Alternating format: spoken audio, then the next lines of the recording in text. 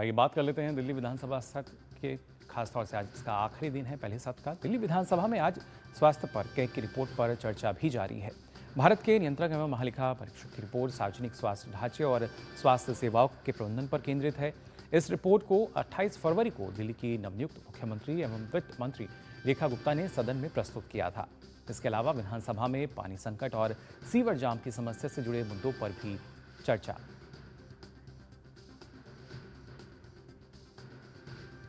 और इस पर और जानकारी के लिए आइए रुक कर लेते हैं, हमारे संवाददाता गिरीश निशाना हमारे साथ जुड़ चुके हैं। गिरीश, क्या माना जाए, जिस तरीके से अगर देखा जाए सीजी रिपोर्ट को लेकर कहीं ना कहीं फिलहाल जो दिल्ली सरकार है वो आम आदमी पार्टी पर हमलावर है और कहीं ना कहीं उसमें जो जिक्र किया गया है कि किस तरीके से दुरुपयोग किया गया, जो आवश्यकता थी उनको नहीं देखा गया। जी बिल्कुल बिल्कुल, आपने ठीक कहा, क्योंकि आज जिस तरह से 28 फरवरी को दिल्ली विधानसभा के पटल के ऊपर कैग की हेल्थ रिपोर्ट को रखा गया था, आज उसी पर लगातार चर्चा चल रही है। अभी भी कुछ देर पहले चर्चा समाप्त हुई है, हालांकि फिलहाल अभी लंच ब्रेक हो चुका है और लेकिन लंच ब्रेक से पहले लगातार कैग की उसी रिपोर्ट पे जिन्हें केजरीवाल सरकार ने सदन में नहीं रखा था, उसी पे लगातार चर्चा चल रही है। और चर्चा में सामने आया है कि किस तरह से लगातार दिल्ली के अंदर जो है दवाइयों की कमियां रहीं और कई अस्पताल तो ऐसे रहे जिन्होंने प्राइवेट जो केमिस्ट हैं उनसे दवाइयां खरीदी और कहीं ना कहीं दिल्ली सरकार उसके अंदर घाटे में दिखाई गई है। तो इसी तरह से बहुत सारे मूल बिंदु रहे, जहां पर अगर बात की जाए मोहल्ला क्लिनिक की, तो मोहल्ला क्लिनिक के अंदर दवाइयां भी नहीं थी, ना उनका जो मरीज आ रहे थे उनके परीक्षण करने के लिए कोई चीजें थी, डॉक्टर्स भी नहीं थे, जो स्टाफ है उसकी बहुत ज्यादा कमी थी। तो तमाम ऐसे महत्वपूर्ण बिंदु हैं जिन पर आज चर्चा की गई। खासतौर पर जो कैग की रिपोर्ट के अंदर हेल्थ से संबंधित जो बातें हैं वो सामने आई हैं लगातार। आज हालांकि जो दिल्ली के हेल्थ मिनिस्टर हैं उन्होंने भी अपनी बातें रखी और उन्होंने कहा कि भविष्य में इस तरह की पुनरावृत्ति ना हो, उसके लिए तमाम तरह के प्रयास किए जाएंगे। दिल्ली की जनता को बेहतर स्वास्थ्य सुविधाएं मिले, उसके लिए कदम उठाए जाएंगे। और आने वाले समय में हालांकि आयुष्मान भारत योजना जो है दिल्ली के अंदर लागू हो जाएगी, क्योंकि पहली ही विधानसभा की बैठक के अंदर ये कहें कि जो दिल्ली कैबिनेट की पहली बैठक थी उसके अंदर ये पास कर दिया गया था कि आयुष्मान भारत योजना को दिल्ली में लागू किया गया है। लेकिन अगर आज की बात की जाए तो आज लगातार कैग की इस रिपोर्ट के ऊपर चर्चा चल रही है और अभी लंच के बाद की अगर बात की जाए तो यहाँ पर खास तौर पर अल्पकालिक चर्चा की जाएगी, जिसके अंदर खास तौर पर जो मोहन सिंह बिष्ट है मुस्तफाबाद से, वो और राजकुमार भाटिया हैं, वो जो है वो अल्पकालिक चर्चा में शामिल होंगे और अपनी बातों को उठाएंगे, जिसमें खास तौर पर जो पानी की समस्या की बात की जा रही है, सीवर की समस्या की बात की जा रही है, नालों की डिसिल्टिंग की बात की जा रही है। तो उन मुद्दों को उठाने वाले हैं जो जिस तरह से दिल्ली की जनता परेशान हो रही थी पिछले काफी सालों में, उन तमाम समस्याओं को अभी अल्पकालिक चर्चा के अंदर उठाया जाएगा। जी मुकुल।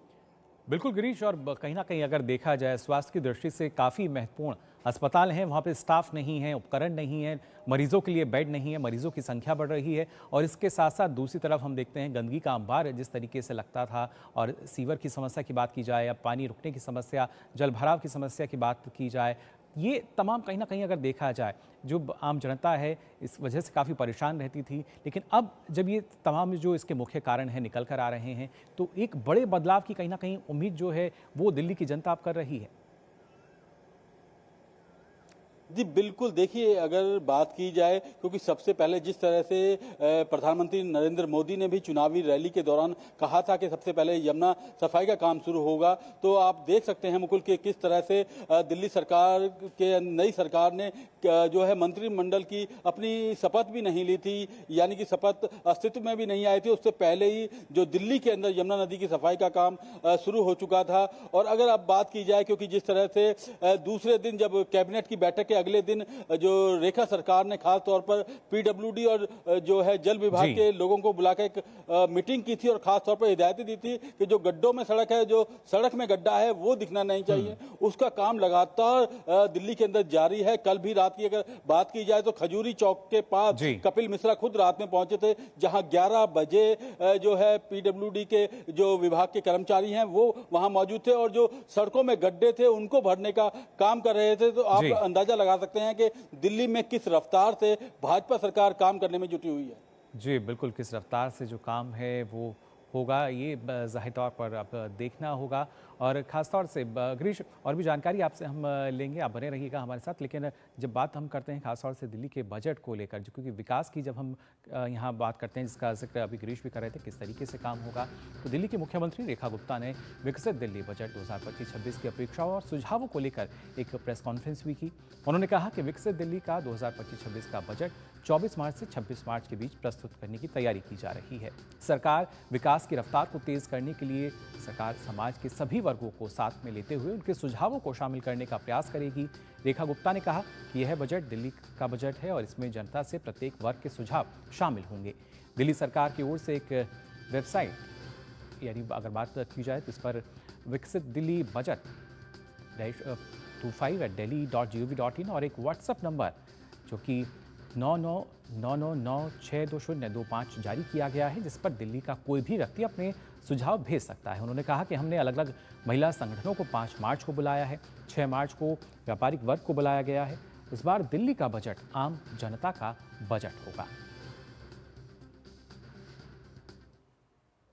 विकसित दिल्ली का बजट 2025-26, जिसे हम 24 मार्च से 26 मार्च के बीच में प्रस्तुत करने की तैयारी कर रहे हैं। दिल्ली की जनता ने हमारी पार्टी को जिता करके जो मौका दिया, पूर्ण बहुमत की सरकार दी मोदी जी के नेतृत्व में, हम जनता की उन सारी आकांक्षाओं की पूर्ति के लक्ष्य को ध्यान में रखते हुए सभी वर्गों की उन्नति, कल्याण और सर्वांगीण विकास के लिए कृत संकल्प हो। दिल्ली के विकास की रफ्तार को तेज करने के लिए सरकार जो है समाज के सभी वर्गों को साथ में लेते हुए उनके सुझावों को शामिल करने का प्रयास करेगी। सभी विभागों के अफसरों को निर्देश दे दिए गए हैं कि जनता की, दिल्ली के लोगों की भागीदारी जो है बढ़ाने के लिए सभी हितधारकों के सुझाव इसमें लिए जाए और उनके सुझावों को बजट में शामिल किया जाए। इस निमित्त दिल्ली सरकार की ओर से एक वेबसाइट, ईमेल आईडी विकसित दिल्ली बजट -25@delhi.gov.in और एक WhatsApp number 9999962025 WhatsApp number, email ID हमने जारी की है, जिसमें लिखित में दिल्ली का कोई भी व्यक्ति अपने सुझाव दे सकता है। तो अब एक नई सोच जो है वो यहाँ नज़र आती है, और वाकई आखिर क्यों ना हो, क्योंकि बात है राजधानी के बजट की। इस पर भी आइए और जानकारी लेते हैं गिरीश से। गिरीश, क्या माना जाए, क्योंकि जिस तरीके से दिल्ली के मुख्यमंत्री ने सीधे तौर पर कहा है कि ईमेल और उसके साथ साथ व्हाट्सएप नंबर जो है वो जारी किए गए हैं, जिससे आम जनता जो है वो अपने सुझाव रख सके, अलग अलग वर्गों से भी उनके जो सुझाव हैं वो मांगे गए हैं।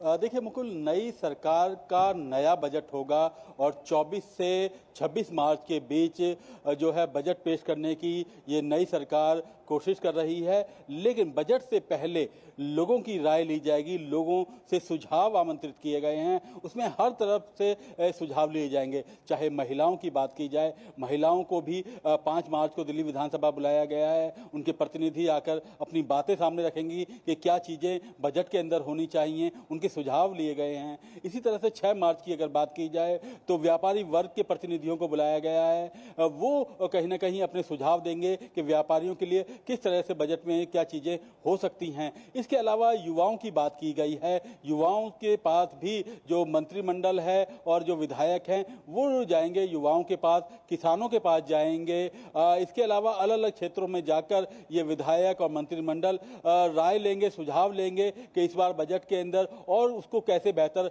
बनाया जा सकता है, क्या चीज़ें ऐसी हों जो लोगों को कहीं ना कहीं उनके लिए फायदेमंद साबित हों। तो देख सकते हैं किस तरह से नई सरकार का पहला बजट भी बहुत खास होने वाला है। खास इसलिए क्योंकि दिल्ली भाजपा ने साफ तौर पर अपने संकल्प में महिला आर्थिक सहायता की बात की थी, उन्होंने गरीबों की कल्याण की बात कही थी, उन्होंने बुजुर्गों की बात कही थी, उन्होंने कई ऐसी बातें कही थी जो कहीं ना कहीं दिल्ली की जनता को सीधा फायदा पहुंचाती हैं। और ऐसे में जो भाजपा कहती है, जो अपने संकल्प लेती है, उस संकल्प को पूरा करके दिखाती है। और उसी संकल्प के ऊपर कह सकते हैं कि आगामी 24 से 26 मार्च के बीच ये बजट भी पेश किया जाएगा। जी बिल्कुल, तैयारी यही है कि 24 से 26 मार्च के बीच जो बजट है उसको पेश किया जाए। लेकिन गिरीश, क्योंकि जिस तरीके से देखा जाए जो पूर्ववर्ती सरकारें रही हैं, कहीं ना कहीं देश की राजधानी दिल्ली और वहाँ पे जिस तरह का विकास होना चाहिए था वो नहीं हुआ। लेकिन अब सरकार दिल्ली में शायद यही चाहती है कि ना सिर्फ विकास हो बल्कि एक विकसित दिल्ली की जब हम बात करते हैं तो उसमें शायद तमाम वर्गों की बात की जाए, तमाम आयामों की बात की जाए, उनका एक समावेश जाहिर तौर पर नज़र आता है। जी बिल्कुल मुकुल, आपने ठीक कहा, क्योंकि ये नई सरकार है, चाहती है, हालांकि जो पिछले समय की बात की जाए तो पिछले कुछ सालों में दिल्ली के अंदर विकास की रफ्तार पूरी तरह से थम गई थी। लेकिन दिल्ली को अब आस जगी है, दिल्ली की जनता को एक आस जगी है कि अब नई सरकार आई है, भाजपा सरकार आई है तो कुछ खास होगा, कुछ नया होगा। और उम्मीद बहुत ज़्यादा है कि दिल्ली के अंदर विकास होगा, क्योंकि लोग जानते हैं पीएम मोदी के नेतृत्व में देश लगातार आगे बढ़ रहा है, विकास की गति पर है। तो उसी तहत अब डबल इंजन की सरकार दिल्ली के अंदर है, तो उम्मीद की जा रही है कि दिल्ली के अंदर दिल्ली भी अपनी पूरी गति से दौड़ेगी और दिल्ली के अंदर विकास कार्य जल्द ही नजर भी आने लगेंगे। जी बिल्कुल, वही जो स्थिति है, यानी जो उसकी मानगी है, सीधे तौर पे नज़र भी आएगी। किस तरीके से जो विकास है वो तीव्र गति के साथ होता हुआ देखा जा सकेगा। फिलहाल बहुत बहुत शुक्रिया आपका गिरीश, हमारे साथ जुड़ने के लिए, इस महत्वपूर्ण अपडेट के लिए।